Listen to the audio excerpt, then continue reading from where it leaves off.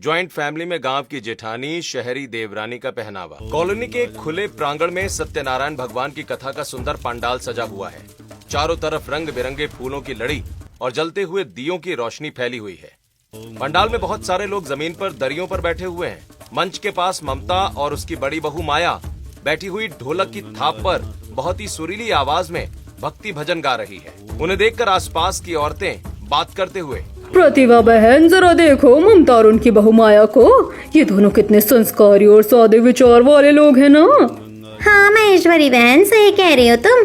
पूरे मोहल्ले में कहीं भी पूजा पाठ का प्रोग्राम होता है तो लोग सबसे पहले इन्हीं के घर न्योता देने पहुँचते हैं। और भला लोग न्योता क्यों ना दे, सास तो खुद संस्कारी थी ही और अपने लिए बहू भी कितनी संस्कारी ढूंढ कर लाई है।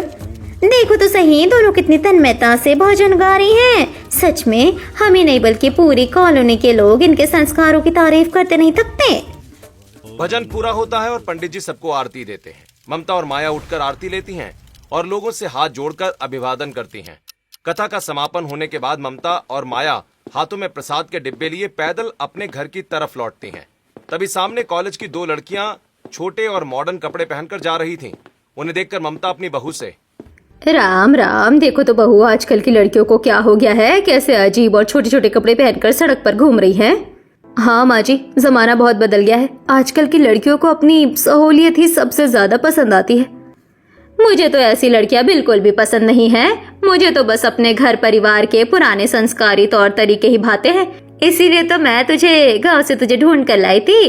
तू भी बिल्कुल मेरे जैसी संस्कारी और शांत स्वभाव की है। आप सही कह रही है माँ जी, इंसान का संस्कार सबसे पहले उसके पहनावे और उसकी बोली भाषा से ही नजर आती है। ममता और माया बातें करते करते घर आ जाती हैं। हॉल में सोफे पर दादी सास सावित्री बैठी अपने पैरों को मल रही हैं। पास में ही ससुर महेश अखबार पढ़ रहे हैं तो माया आगे बढ़कर प्रसाद देते हुए, दादी माँ, ये लीजिए कथा का प्रसाद। आज तो पंडाल में बहुत ही सुंदर भजन कीर्तन हुआ।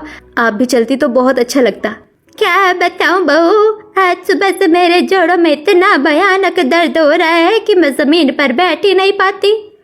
कोई बात नहीं दादी माँ, आज रात को जब मैं आपके पास बैठने आऊंगी तो आपके पैर दबाते दबाते पंडाल की सारी बातें बताऊंगी। बहू, तुम अपनी दादी से बातें बाद में कर लेना, पहले रसोई में जाकर जल्दी से खाना बना दो। मुझे बहुत तेज भूख लग रही है। तभी ननद निशा और देवर राहुल अपने कमरे से बाहर आते हैं। हाँ भाभी, आज तो बाहर मौसम बहुत सुहाना हो रहा है। हल्की हल्की बारिश जैसा माहौल है। आज अब वही मिट्टी के चूल्हे वाली गर्मा गर्म रोटियाँ और बैंगन का भरता बना दो ना। अरे वाह निशा, बिल्कुल सही याद दिलाया।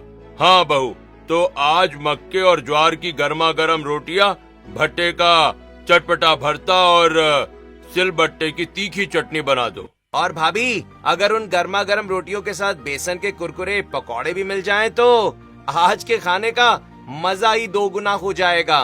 समझ गई। आप पूरे परिवार की क्या क्या फरमाइशें हैं, आप लोग बस थोड़ा इंतजार कीजिए। मैं अभी रसोई में जाकर सब बनाती हूँ। माया घर के पिछले आंगन में जाती है जहाँ एक छोटा सा शेड बना है और पुराना मिट्टी का चूल्हा रखा हुआ है। माया चूल्हे के पास बैठती है और उसमें सूखी लकड़ियां और उपले लगाकर आग जलाती है और फिर बहुत ही कुशलता से काम करती है। थोड़ी ही देर में मक्के की गर्मा गर्म रोटियां, सिलबट्टे की चटनी और बेसन के पकौड़े बनाकर वो डाइनिंग टेबल पर लगा देती है। घर के सभी लोग डाइनिंग टेबल पर बैठकर खाना खाते हैं और खाना खाते हुए राहुल, वाह भाभी, आपके हाथ में तो सचमुच जादू है। इतना स्वादिष्ट खाना तो किसी बड़े होटल में भी नहीं मिल सकता। धन्यवाद देवर जी, आपको खाना पसंद आया, मेरी मेहनत सफल हो गई। वैसे एक बात बताइए भाभी, आपने इतनी सारी चीजें सीखी कहाँ से? खाना भी इतना बढ़िया बनाती हैं, कपड़े भी बहुत सुंदर सिलती हैं और दिखती भी बहुत अच्छी हैं। अरे अरे देवर जी, आप तो कुछ ज्यादा ही तारीफों के पुल बांधे जा रहे हैं। कहीं आपने अपने लिए कोई लड़की तो पसंद नहीं कर ली है? अरे नहीं भाभी, ऐसी कोई बात नहीं है। मैं तो बस सच्चाई बता रहा था। बहुत सही कह रही है। मैं राहुल की भी शादी तेरे जैसे किसी संस्कारी लड़की से कराऊंगी। राहुल अपनी दादी की बात पर मुस्कुरा देता है। ऐसे ही दिन बीतते हैं और माया अपने ससुराल को अच्छी तरह संभालने लगती है। उस समय पर खाना बनाकर सबको खिलाती है, सबका ध्यान रखती है और परिवार के सभी लोग उससे बहुत खुश रहते हैं। ऐसे ही एक दिन शाम के समय माया धुले हुए कपड़ों की बाल्टी लेकर छत पर आती है और रस्सियों पर कपड़े सुखाने लगती है। तभी बगल वाली छत पर पड़ोस की बहुएं कीर्ति और कंगना अपने मोबाइल कैमरा स्टैंड पर लगाकर रील बना रही हैं। कीर्ति माया को देखकर, अरे माया भाभी, तुम पूरे दिन घर के कामों में ही उलझी रहती हो, कभी हमारे पास भी आया करो, हम तीनों मिलकर अच्छी अच्छी रील बनाएंगे। अरे कीर्ति, मुझे ये सब कहाँ आता है, और फिर घर में इतना सारा काम पड़ा रहता है कि इन सब चीजों का समय ही नहीं मिलता। भाभी मेरी मानो तो अब अपने देवर की शादी करवा दो। जब घर में छोटी देवरानी आ जाएगी तो काम आधा हो जाएगा, और फिर तुम भी हमारी तरह आराम से रील बनाना। हाँ माया, घर में देवरानी का होना बहुत जरूरी है। तुम दोनों सही कह रही हो। आज ही मैं माँ जी से देवर जी की शादी की बात चलाती हूँ। माया कपड़े फैलाकर नीचे आ जाती है। रात के समय बेडरूम में ममता और महेश बातें कर रहे हैं। तभी माया हाथ में दूध का ग्लास लेकर कमरे में आती है और अपने सास ससुर को दूध देते हुए, माँ जी, पापा जी, ये लीजिए। रख दे बहू, तू भी बैठ यहाँ थोड़ी देर। माँ जी, मैं सोच रही थी कि अब देवर जी की भी शादी की उम्र हो गई है, क्यों ना अब उनके लिए भी कोई अच्छी लड़की ढूंढकर उनकी शादी की बात चलाई जाए। तभी निशा वहां आकर, हाँ माँ, भाभी बिल्कुल सही कह रही है। भैया की शादी हो जाएगी तो घर में एक और नई भाभी आ जाएगी। हाँ बहू, मैं भी पिछले कुछ दिनों से यही सोच रही थी। मैंने पंडित जी को फोन करके घर बुलाया है। मैं तो चाहती हूँ कि तेरे जैसी ही संस्कारी और गुणी बहू इस घर में आए। बातें करने के बाद माया निशा अपने कमरे में जाकर सो जाते हैं। अगले दिन सुबह पंडित जी घर के हॉल में बैठे अपनी कुंडली की फाइल खोलते हुए, महेश जी, आपने मुझे बुलाया था ना। मेरे पास राहुल के लिए एक बहुत ही सुंदर, सुशील और संस्कारी लड़की का रिश्ता आया है। पंडित जी, लड़के का नाम क्या है और परिवार कौन सा है? लड़की का नाम शिल्पा है। बहुत ही संस्कारी परिवार की लड़की है। बड़ों की इज्जत करना और घर के सारे काम संभालना जानती है। देख लो बेटा, अगर तुझे लड़की की फोटो पसंद है तो हम बात आगे बढ़ाएं।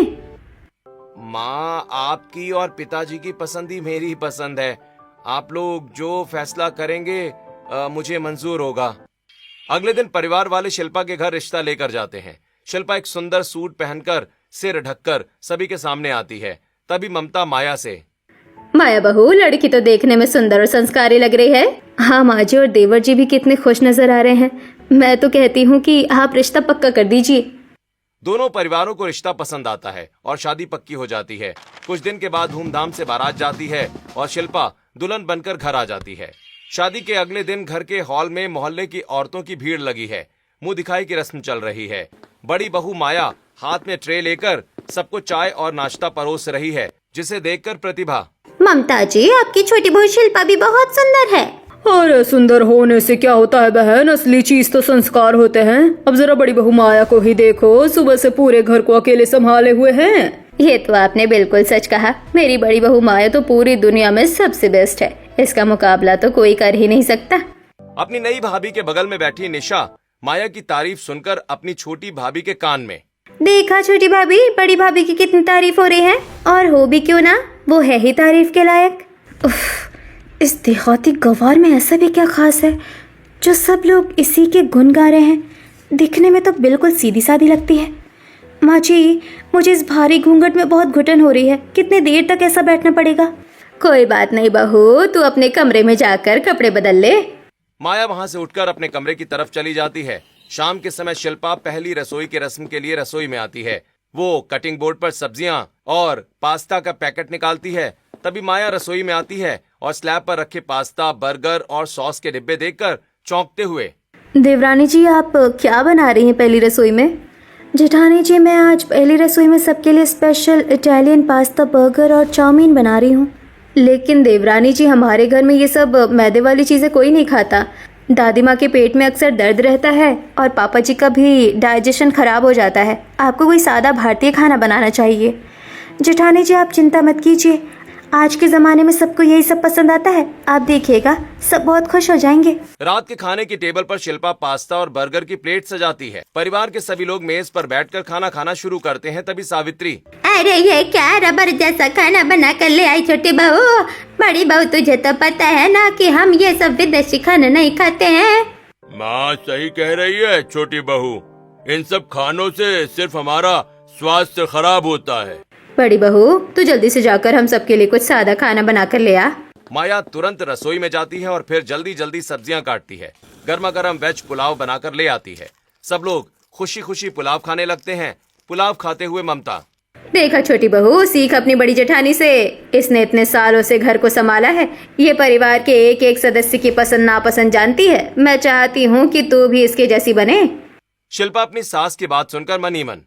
ना जाने जेठानी जी ने इन लोगों पर क्या जादू कर रखा है, जिसको देखो इन्हीं के गुणगान गाता है, मेरी तो कोई बात भी नहीं करता। सभी लोग खाना खा लेते हैं। रात को शिल्पा अपने कमरे में आकर बेड पर बैठ जाती है और गुस्से में तकिए को पटकते हुए राहुल से। ये क्या तरीका है राहुल? जब देखो सब लोग तुम्हारी बड़ी भाभी की ही तारीफ करते हैं। मुझे तो लगता है कि मैं किसी गलत घर में आ गई हूँ। यहाँ मेरी कोई वैल्यू ही नहीं है। शिल्पा, तुम बेकार में गुस्सा कर रही हो। भाभी इस घर में बहुत सालों से हैं और बहुत अच्छी हैं, इसीलिए सब उनकी तारीफ करते हैं। तुम भी धीरे धीरे इस परिवार में अपनी जगह बना लोगी। क्या मैं यहाँ किसी के मन में जगह बनाने आई हूँ? क्या मेरी अपनी कोई जिंदगी नहीं है? मैं इस देहाती औरत से बेहतर हूँ। शादी को कुछ दिन बीत चुके हैं। शिल्पा घर में सीधी सादी साड़ियों में ही घूमती है, लेकिन उसका मन घुटन भरे माहौल से तंग आ चुका है। एक दिन वो अपने कमरे में मोबाइल देख रही थी, तभी उसके मोबाइल पर उसकी सहेली का फोन आ जाता है। हाँ सेजल, बता कैसी है? यार तू तो शादी के बाद हमें भूल ही गई। अरे यार क्या बताऊँ, इस ससुराल के चक्कर में तो मेरी पूरी लाइफ ही बोरिंग हो गई है। वैसे आज शाम को क्लब में दोस्तों की पार्टी है। हाँ हाँ बिल्कुल, मैं जरूर आऊंगी। थीम जीन्स टॉप है ना? ठीक है, मैं शाम को पहुंचती हूँ। फोन रखते ही शिल्पा अपनी अलमारी के अंदर रखे हुए बैग से एक स्टाइलिश जीन्स और कट स्लीव्स टॉप निकालकर पहन लेती है और अपने बाल खोलकर मेकअप करते हुए अपने आप से। बहुत हो गया ये सादगी और संस्कारी बहू बनने का ढोंग। आज तो मैं सबको अपना असली रूप दिखाकर ही रहूंगी। शिल्पा जीन्स, छोटा टॉप और हाई हील्स पहने हाथ में पर्स लटकाए हुए हॉल में आती है। उसे इस अवतार में देखकर ममता के साथ साथ बाकी सभी के होश उड़ जाते हैं। राम राम, हे भगवान, ये क्या पहन रखा है छोटी बहू? साड़ी छोड़कर तूने ये कैसे कपड़े पहन लिए? ये कौन से कपड़े हैं तेरे? बहू लगता है तेरा राहुल से झगड़ा हो गया, इसलिए तूने गुस्से में ये पहन लिया। कोई बात नहीं बेटा, जाकर कपड़े बदल ले। मियाँ बीवी में तो ऐसे झगड़े होते हैं। नहीं दादी माँ, मैंने झगड़ा करके ऐसे कपड़े नहीं पहने हैं, बल्कि मैं ऐसे ही कपड़े पहनती हूँ। ये तुम क्या कर रही हो शिल्पा? तुम तो संस्कारी कपड़े पहनती थी। बस बहुत हो गया, अब मैं और शांत नहीं रह सकती और ना ही साड़ी पहनकर नौटंकी कर सकती हूँ। मेरा यही असली रूप है। क्या बकवास कर रही है तू? राहुल ये सब क्या है? तूने तो कहा था कि लड़की संस्कारी और सीधे साधे परिवार की है। ये सब देखकर राहुल शिल्पा के पास आकर धीरे से उसके कान में, शिल्पा तुम्हें आज ही ये सब बताने की क्या जरूरत थी? कुछ दिन और सब्र नहीं कर सकती थी क्या तुम? नहीं राहुल, मुझसे अब और नाटक नहीं होता। मैंने तुमसे पहले ही कहा था कि मैं ज्यादा दिन ये सब नहीं सह सकती। मैं जा रही हूँ अपनी सहेलियों की पार्टी में। शिल्पा हील्स की कड़ कड़ आवाज करती हुई बाहर निकल जाती है। तब महेश गुस्से से राहुल की तरफ देखते हैं। राहुल, हम कुछ समझे नहीं। ये सब क्या नाटक चल रहा है? तूने हमसे क्या छुपाया था? हाँ पापा, मुझे माफ कर दीजिए। दरअसल शिल्पा मेरी कॉलेज की दोस्त है। हम दोनों एक दूसरे से प्यार करते थे। राहुल अपने अतीत के पन्नों में खो जाता है। पार्क में राहुल और शिल्पा बेंच पर बैठे हैं। पास ही उनके दोस्त भी बैठे हैं। शिल्पा ने जीन्स टॉप पहन रखा है। राहुल, तुम मुझसे शादी करना भी चाहते हो या नहीं? शिल्पा, मैं तुमसे शादी तो करना चाहता हूँ, लेकिन मेरी माँ को सिर्फ सीधी और संस्कारी लड़की ही पसंद है।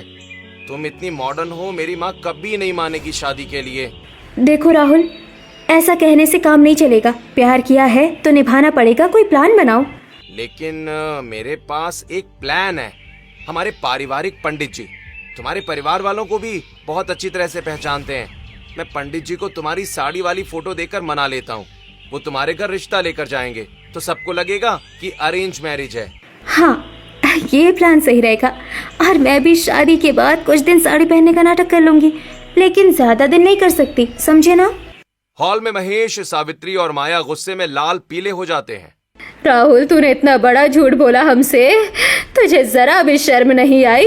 हमने सोचा था कि एक और संस्कारी बहू आएगी, लेकिन ये तो इतनी बदतमीज निकली। माँ जी, आप लोग शांत हो जाइए। जब जो होना था सो हो गया। देवरानी जी देवर जी की पसंद है और अब तो इस घर की बहू है। आप चिंता मत कीजिए, धीरे धीरे वो सब सीख जाएंगी। मैं खुद उन्हें समझाऊंगी। हाँ बहू, अब तू ही समझाना उसे। रात के समय माया बालकनी में खड़ी नीचे गली की तरफ देख रही है। तभी शिल्पा जीन्स टॉप में वापस आती है और अपने कमरे की तरफ चली जाती है। माया सीधे शिल्पा के बेडरूम में जाकर समझाते हुए, देवरानी जी आप आ गई। देखिए, मैं मानती हूँ आप शहर की पढ़ी लिखी और मॉडर्न लड़की है, लेकिन अब आप इस परिवार की बहू हैं। परिवार के मान सम्मान और बड़ों की मर्यादा का ध्यान रखना हम बहुओं का ही फर्ज होता है। इसलिए थोड़े ढंग के कपड़े पहना करिए, सब खुश रहेंगे। जेठानी जी, आप मुझे ज्ञान देना बंद कीजिए। मैं आपकी तरह कोई गांव की गवार नहीं हूँ जो 24 घंटे साड़ी में घूमूं। शिल्पा इतना कहकर वॉशरूम में कपड़े बदलने चली जाती है। माया बेचारी मुंह लटकाए भारी मन से रसोई की तरफ जाती है। अगली सुबह हॉल में बैठकर महेश सबको बताते हुए, शांति का फोन आया था, उसकी बेटी की सगाई का फंक्शन है। सुनने में आया है कि सगाई में बहुत सारे रिश्तेदार आ रहे हैं। शांति ने हमारी दोनों बहुओं को खास न्योता दिया है। तुम लोग अपनी अपनी तैयारियां कर लो, ठीक है? अच्छा, ननन जी ने कॉल किया था। ठीक है, तो हम जरूर जाएंगे। माया बहू, आज बाजार जाकर फंक्शन के लिए शॉपिंग कर लेंगे। इसके बाद दोनों अपने अपने कमरे में जाकर तैयार होने लगती हैं। माया एक सुंदर सी साड़ी पहने सिर को ढककर बाहर आती है, तो वहीं शिल्पा एक स्कर्ट और टॉप पहनकर ओपन हेयर में बाहर आती है। उन्हें देखकर निशा, वैसे आप दोनों ही बहुत अच्छी लग रही है, लेकिन बड़ी भाभी की सादगी का तो क्या ही कहना, साड़ी में भी एकदम कमाल लगती है। निशा, तुम जेठानी जी की कितनी ही तारीफ कर लो, लेकिन मॉडर्न लुक से अच्छा कोई लुक हो ही नहीं सकता। और जेठानी जी तो टिपिकल गांव की गवार है, भला मेरा इनसे क्या मुकाबला। छोटी बहू, बड़ी बहू को गवार कहने की हिम्मत कैसे की तुमने? तुम भले ही मॉडर्न हो, लेकिन मेरी बहू की बराबरी नहीं कर सकती। दोनों भाई अपनी माँ को गुस्से में देखकर बात को संभालते हैं और फिर सभी लोग शॉपिंग के लिए निकल जाते हैं। सभी लोग शॉपिंग मॉल पहुंचते हैं। माया सिलाई की दुकान से कपड़े, गोटे, धागे खरीदती है, जबकि शिल्पा एक महंगी मॉडर्न बुटीक से स्लीवलेस वन पीस ड्रेस खरीदती है। शॉपिंग के बाद सभी लोग घर आ जाते हैं। माया अपने कमरे में जाकर मशीन चलाकर अपने लिए कपड़े सिलने लगती है। तब ममता और निशा वहां आ जाती हैं। ममता अपनी बहू के कपड़े देखकर, अरे वाह माया बहू, ड्रेस तो तुम काफी अच्छी सिल रही हो, और अच्छी हो भी क्यों ना, मेरी बहू है ही इतनी गुनी कि जिस चीज को हाथ लगाए वो अच्छी हो जाती है। तभी शिल्पा वहां आती है और अपनी सास की बात सुनकर ताने मारते हुए, वैसे जेठानी जी, कुछ भी कहो, सिले हुए कपड़े हमेशा सिले हुए ही लगते हैं। मैंने तो अपने लिए इतनी सुंदर डिजाइनर ड्रेस खरीदी है कि पार्टी में सबसे खूबसूरत मैं ही लगूंगी। भाभी, ये तो कल ही पता चलेगा मेहमानों के बीच में कि आपके कपड़े ज्यादा अच्छे हैं या बड़ी भाभी के। हाँ हाँ, देख लेना, मुझसे अच्छे कपड़े तो किसी के हो ही नहीं सकते। शिल्पा ऐसा कहकर वहां से चली जाती है और माया वापस से अपने कपड़े सिलने में लग जाती है। अगले दिन सगाई में जाने के लिए माया नीले रंग का बहुत ही सुंदर सा लहंगा पहनती है, जिसमें उसने खुद अपने हाथों से किनारे पर लेस लगाई है, जिसे देखकर निशा, वाह बड़ी भाभी, आप तो अपनी सादगी में कमाल लग रही हैं। आपका ये लहंगा और इस पर गोटा वर्क बहुत जच रहा है। तभी शिल्पा अपने कमरे से बाहर आती है। उसने लाल रंग की स्लीवलेस वन पीस पहनी हुई है, जिसमें उसकी पीठ और कंधे पूरी तरह खुले हुए हैं, जिसे देखकर सावित्री, राम राम, ये क्या बिना आस्तीन का कपड़ा पहनकर बाहर निकल आई तो? क्या सगाई में ऐसे ही नंगे बदन जाएगी? दादी माँ रहने दीजिए ना, आजकल का फैशन ही ऐसा है। चलिए अब देर हो रही है। सभी लोग सगाई में जाने के लिए निकल जाते हैं। सगाई हॉल में सैकड़ों रिश्तेदार मौजूद हैं। तभी शांति उनके पास आकर, आ गए तुम लोग, आओ। अरे वाह ममता, तेरी बड़ी बहू माया तो बहुत ही खूबसूरत लग रही है। कितनी सादगी है इसके अंदर, और इसका ये गोटे वाला लहंगा तो बहुत ही कमाल का है। कहाँ से खरीदा इसे? दीदी, मेरी बड़ी बहू ने बाजार से कपड़े लाकर इसे अपने हाथों से सिला है और गोटा पट्टी भी खुद लगाई है। तभी शांति की बेटी रितिका वहां आकर उनकी बातें सुनते हुए, सच में भाभी, आपका लहंगा तो बहुत ही लेटेस्ट डिजाइन का लग रहा है। मेरी शादी के बाद मैं आपके पास आऊंगी, आप मेरे लिए भी ऐसा ही ड्रेस सिल देना। हाँ हाँ बिल्कुल, मैं तुम्हारे लिए जरूर सिल दूंगी। तभी दूसरी तरफ खड़ी दो रिश्तेदार औरतें शिल्पा को देखकर आपस में फुसफुसाते हुए, जरा ममता की छोटी बहू को तो देखो, सगाई के शुभ काम में कैसे छोटे और बिना आस्तीन के कपड़े पहनकर आ गई है। हाँ भाई, बड़ी बहू के आगे तो ये छोटी बहू बिल्कुल फीकी और फुवड़ लग रही है। शहर के होकर भी कपड़ों की जरा तमीज नहीं है इसे। उन औरतों की बात निशा और उसकी दोनों भाभियां भी सुन रही थीं। ये सब सुनकर निशा शिल्पा से, देखा छोटी भाभी, सब जगह बड़ी भाभी के हाथों से बने कपड़ों की ही तारीफ हो रही है। इस बार तो कपड़ों के कंपटीशन में बड़ी भाभी जीत गई। शिल्पा अपनी बेइज्जती और रिश्तेदारों के ताने सुनकर गुस्से और जलन से लाल पीली हो जाती है। सगाई का फंक्शन खत्म होता है और सभी लोग अपने घर आ जाते हैं। ऐसे ही कुछ दिन बीत जाते हैं। एक दिन माया हॉल में आकर सभी से, गांव से मेरे माता पिता और रिश्तेदार मुझसे मिलने आ रहे हैं। अरे ये तो बहुत अच्छी बात है छोटी बहू। सुन, जब गांव के मेहमान घर आए तो तू भी सलीके से साड़ी पहन कर ही बाहर निकलना। शिल्पा बिना कुछ बोले पैर पटकती हुई अपने बेडरूम में चली जाती है। राहुल पीछे कमरे में आता है। तब शिल्पा, मैं कोई नाटक नहीं करूंगी राहुल, मैं जो पहनती हूँ वही पहनूंगी। मैं उन गवारों के सामने साड़ी पहनकर नहीं जाने वाली। शिल्पा, कभी कभी परिवार की खुशी और सम्मान के लिए थोड़ा तालमेल बिठाना पड़ता है। शिल्पा राहुल की बात को अनसुना कर देती है। दोपहर में माया के गांव से माता पिता और भाई घर आते हैं। माया उन्हें मिट्टी के चूल्हे पर गर्मा गर्म खाना बनाकर सबको खिलाती है, लेकिन शिल्पा पूरे समय अपने कमरे में बंद रहती है। माया को अकेला काम करता देख राहुल अपने कमरे में जाकर शिल्पा से, शिल्पा, बड़ी भाभी अकेले काम कर रही हैं, अगर तुम उनकी मदद नहीं करवा सकती तो कम से कम बाहर आकर बैठ तो सकती हो। बाहर मेहमान बार बार तुम्हें पूछ रहे हैं, प्लीज तैयार होकर उनके सामने चलो। ऐसा कहकर राहुल बाहर चला जाता है। थोड़ी देर के बाद शिल्पा एक वेस्टर्न जीन्स टॉप पहनकर बाहर आती है और रूखे मन से सभी को नमस्ते करती है। शिल्पा को इस तरह के कपड़ों में देखकर मेहमान मुंह बनाते हैं और ममता को शर्मिंदा होना पड़ता है। उनके जाने के बाद ममता शिल्पा से, बहू, तुम्हें थोड़ी तो समझ होनी चाहिए, मेहमानों के सामने जीन्स टॉप में आ गई। क्या तुम अपने परिवार के लिए अपने कपड़े पहनने का तरीका नहीं बदल सकती? शिल्पा बिना कोई जवाब दिए अपने कमरे में चली जाती है। ऐसे ही कुछ दिन और बीत जाते हैं। एक दिन कॉलोनी के मंदिर में भजन कीर्तन का कार्यक्रम रखा गया है। पूरे मोहल्ले की औरतें और कॉलेज की लड़कियां वहां मौजूद हैं। माया ने सुंदर साड़ी में अपने हाथों से सितारे जोड़कर बहुत ही आकर्षक पल्लू बनाया है, जबकि शिल्पा शॉर्ट स्कर्ट और क्रॉप टॉप पहनकर मंदिर परिसर में घूम रही है। उसे देखकर कॉलेज की दो लड़कियां मजाक उड़ाते हुए, अरे देखो तो, ये वही ममता आंटी की छोटी बहू है ना। आंटी तो रोज हमारे कपड़ों पर ताने मारती थी। हाँ यार, अब देखो अपनी ही बहू को कैसे छोटे कपड़ों में पूरे मोहल्ले में घुमा रही है। अब कहाँ गई आंटी के संस्कार। लड़कियों की बात सुनकर ममता के बगल में खड़ी प्रतिभा ममता से, सही कह रही है ये लड़कियाँ, पूरी कॉलोनी में तुम्हारी थू थू हो रही है। अरे संस्कार ना सही तो अपनी बहू को ढंग के कपड़े पहनाना तो सिखा सकती हो। ममता ये सब सुनकर शर्म से पानी पानी हो जाती है। उसकी आंखों में आंसू आ जाते हैं। वो चुपचाप अपना सिर झुका लेती है। ये देखकर जहां शिल्पा को कोई फर्क नहीं पड़ता, वहां माया को बहुत बुरा लगता है। ऐसे ही कुछ दिन और बीत जाते हैं और एक दिन महेश हॉल में बैठकर सभी से बातें करते हुए, भाई, हमारी शादी की 50वीं सालगिरह आ रही है और हम इस बार इस सालगिरह को बहुत धूमधाम से मनाएंगे। रिश्तेदार, मोहल्ले वाले सभी आएंगे। हाँ पापा जी, मैं आज से ही साफ सफाई और मेहमानों की लिस्ट बनाने की तैयारी में जुट जाती हूँ। छोटी बहू, तू भी तो बता कि तू सालगिरह के कार्यक्रम में क्या जिम्मेदारी लेगी। मेरी तो पहले से ही बहुत जिम्मेदारी है दादी माँ। मैं उस दिन के लिए अपने लिए महंगी ब्रांडेड कपड़ों की शॉपिंग करूंगी और पार्लर जाऊंगी। सिर्फ अपने लिए सोचेगी? दादी माँ, मुझे लगता है कि इंसान को सबसे पहले खुद से प्यार करना चाहिए, बाकी दुनिया तो बाद में आती है। शिल्पा इतना बोलकर मुंह बनाकर अंदर चली जाती है। ये देखकर राहुल मनी मन, शिल्पा सच में सिर्फ अपने आप से प्यार करती है, उसे मेरे घर वालों की कोई परवाह नहीं है।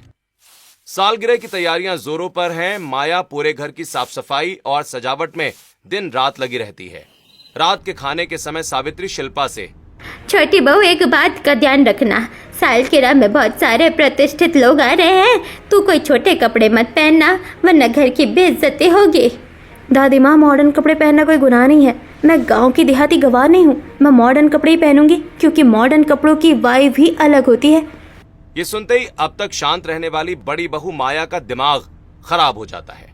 वो पहली बार कड़क आवाज में शिल्पा से, देवरानी जी, आपको ऐसा क्यों लगता है कि सिर्फ मॉडर्न और छोटे कपड़े पहनना स्मार्ट होता है? गांव की लड़कियां किसी मामले में शहर की लड़कियों से कम नहीं होती, बल्कि कई गुना बेहतर होती है। ये तो आपको देखकर ही समझ में आता है जेठानी जी। Too much old fashion.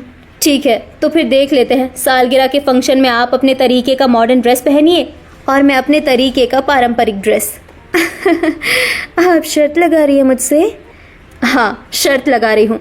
अगर आप जीत गई तो मैं पूरी जिंदगी वैसे ही कपड़े पहनूंगी जैसे आप चाहेंगी, लेकिन अगर मैं जीत गई तो आपको पूरी जिंदगी वैसे ही कपड़े पहनने पड़ेंगे जैसे मैं पहनती हूँ। इतनी सी बात, आप और आपके जैसी 10 गांव की गवार औरतें भी मिलकर मुझसे नहीं जीत सकती। मंजूर है मुझे ये शर्त। शर्त लग जाने के बाद घर में सालगिरह की तैयारियां और तेज हो जाती हैं। दोनों बहुएं अपनी अपनी तैयारियों में व्यस्त हैं। शिल्पा शहर के एक नामी फैशन डिजाइनर के बुटीक जाकर अपने लिए एक बेहद महंगी ड्रेस का ऑर्डर देती है। वहीं दूसरी तरफ माया बाजार से खुद अपनी पसंद का कपड़ा, भारी गोटा, लेस और सितारे खरीद कर लाती है। वो दिन रात सिलाई मशीन पर बैठकर बड़े लगन के साथ अपने हाथों से ड्रेस सिलने में जुटी हुई है। तभी उसे देखकर शिल्पा, जेठानी जी, आप अपने सिले हुए कपड़ों को पहनकर मुझसे जीतेंगी?